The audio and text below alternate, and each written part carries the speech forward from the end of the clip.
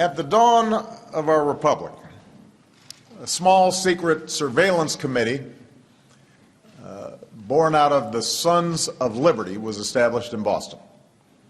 And the group's members included Paul Revere. At night, they would patrol the streets, reporting back any signs that the British were preparing raids against America's early patriots. Throughout American history, intelligence has helped secure our country and our freedoms.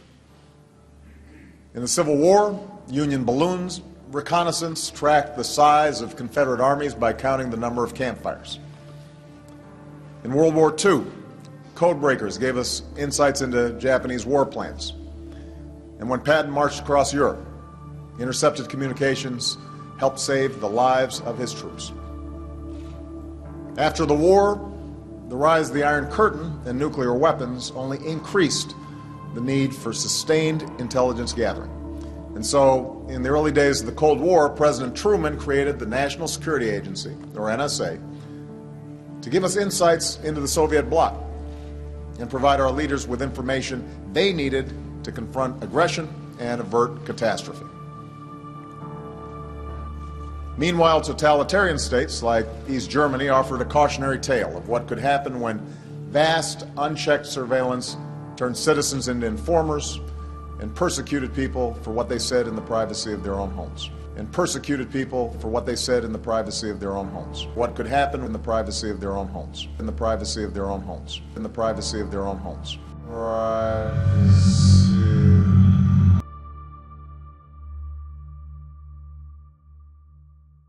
The role of the NSA is to collect, produce, and analyze data and intelligence for counterintelligence purposes.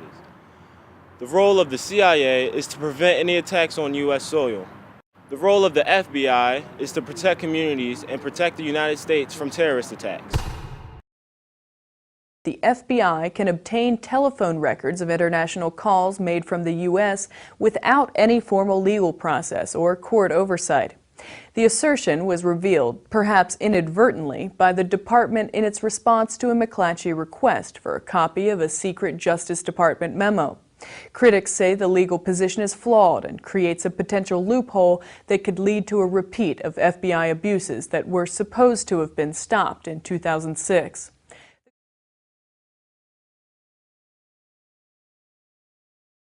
What's important is how these intelligence agencies collect their intelligence. For example, the NSA collects their information from very popular social networks and phone companies, such companies being Verizon, Facebook, AOL, and Gmail. Majority of the information that the NSA collects is from normal people just like you and me. The FBI and CIA also collect the same data that the NSA collects. While the information is going from you to these companies to the NSA, the FBI's Data Interception Technology Unit collects this information, sends it to the NSA, and also sends it to the CIA. That means the CIA, FBI, and NSA all have our personal information. Due to executive order, normal people like you and I don't have to know how the NSA, CIA, and FBI, and also other intelligence agencies collect this data and intelligence. They went after U.S. banking firms and financial firms that do U.S. International business. They went after NGOs that, like the Red Cross and people like that go overseas and do humanitarian work. They went after a few anti-war civil rights groups.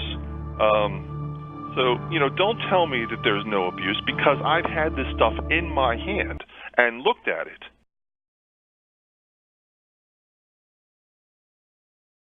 A poll taken in December by the Washington Post shows that 66% of citizens are concerned with how their personal data is being used by intelligence agencies. Another poll taken in November of 2013 by researcher and analyst Anzalone Groove shows that 59% of citizens want reform on surveillance programs, and another 63% of these citizens want oversight over those surveillance programs. In fact, even the United States proved not to be immune to the abuse of surveillance. In the 1960s, the government spied on civil rights leaders and critics of the Vietnam War. And partly in response to these revelations, additional laws were established in the 1970s to ensure that our intelligence capabilities could not be misused against our citizens.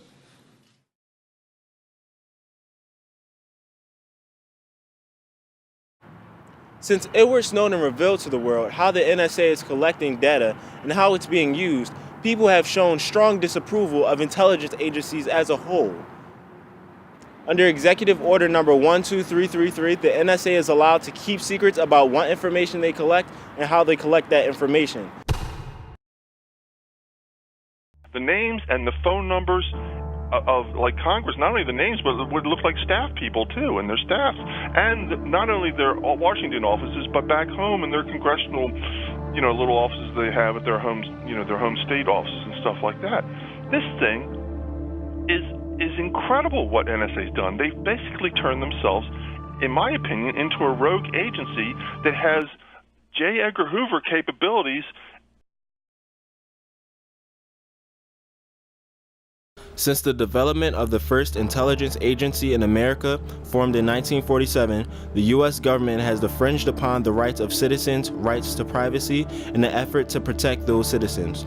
Technology has advanced over time, giving the government access to a wider range of private information, which has affected people's perception of government, their sense of security, and has caused a concern with the overuse of technology in everyday life. The NSA and other intelligence agencies' use of PRISM to collect data and information is a direct infringement of Americans' Fourth Amendment rights.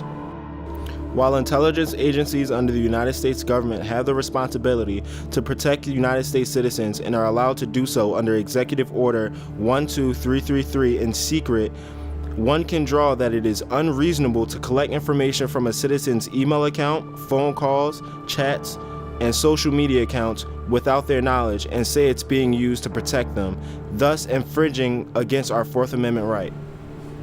Any analyst can target any person at any time. These are the words of Edward Snowden. This means that anyone in the NSA can look at any citizen's files at any time.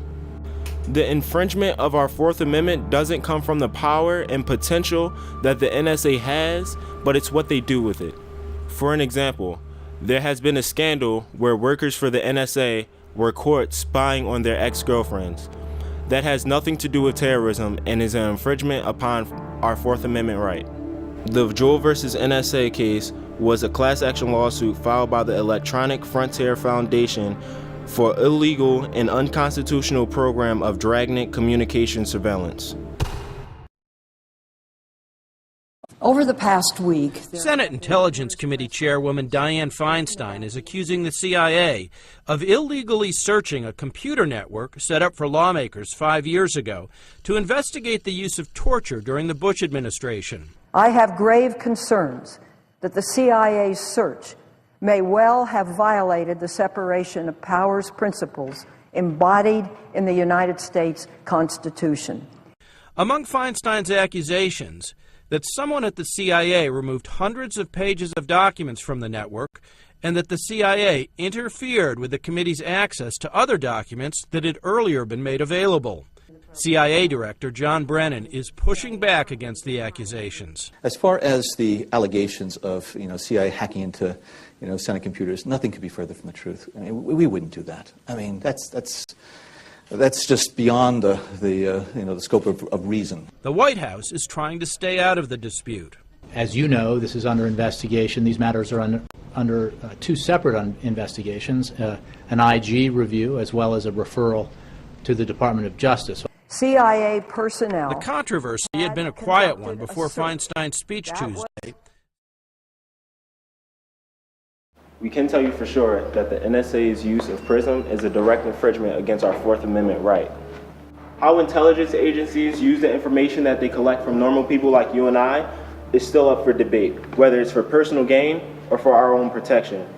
But we do know for sure that every email that you open, that every text that you send, and every phone call that you make, they can access at any time. We simply live in a world where there is no privacy.